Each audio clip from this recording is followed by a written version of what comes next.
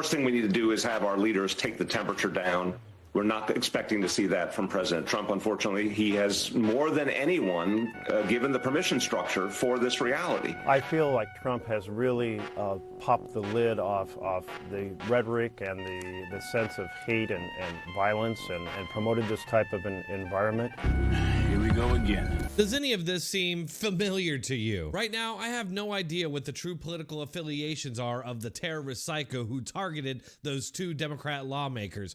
But CNN and the Democrats are wasting no time in putting the blame squarely on Republicans and Donald Trump. They always do. While this is expected, it doesn't make it any less embolism-inducing because, as we all know, the Democrats and media never blame their own rhetoric anytime there's violence against Republicans or Donald Trump. Because, as we all know, it's different when the Democrats do it. I think the first thing we need to do is have our leaders take the temperature down.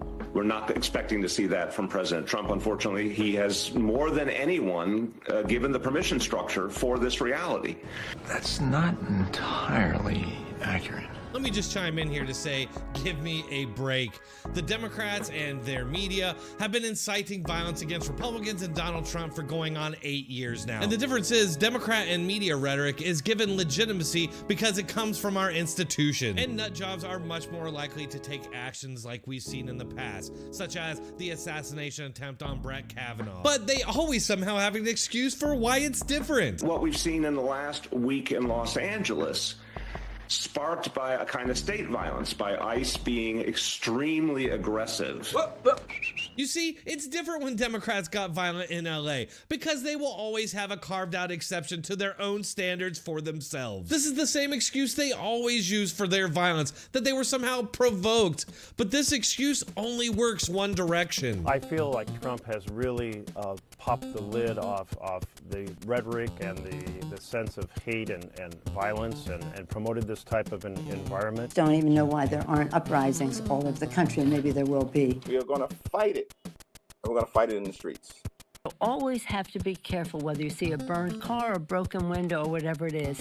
It may be the exuberance of the moment. There are but two parties in America right now: patriots and traitors.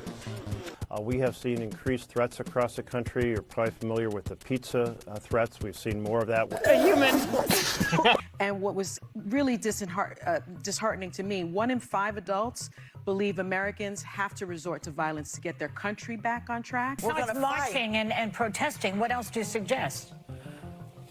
Well, it doesn't happen overnight. It's not a miraculous... What did you say? Murder. I wrote a great book called The Pelican Brief, Yeah. in which 2 Supreme Court justices were assassinated. I know. Yes. And I thought about doing it again. And No.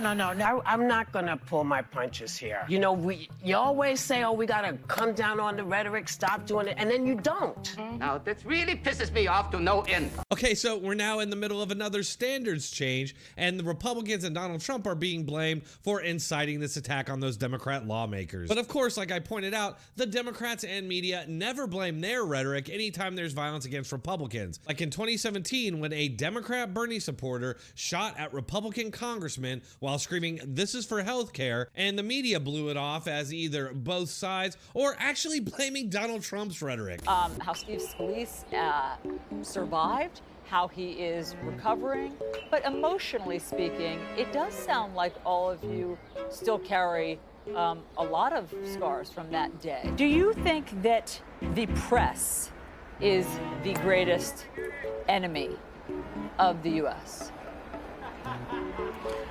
Well, I'm a conservative and I'm a Republican. Certainly the news media, particularly at the national level, is a challenge for us who hold conservative beliefs. Sure, but the greatest are they enemy, a threat to the national security of the United States? Would you ever call CNN an enemy? No. I mean, even recently, the media scoffed at any suggestion that the Democrats' rhetoric or their rhetoric had anything to do with inciting multiple assassination attempts on Donald Trump. All right, folks, let me know what you think in the comments, and if you're still here, might as well hit that like button and subscribe. I do post on a regular basis, although I will say it hasn't been as consistent as I'd like it to be. What can I say? It's hard being a stay-at-home dad with 4 kids during the summer. But like I always say, make sure to keep checking back for more because I do post on a regular basis, both long and short form. Thanks a lot.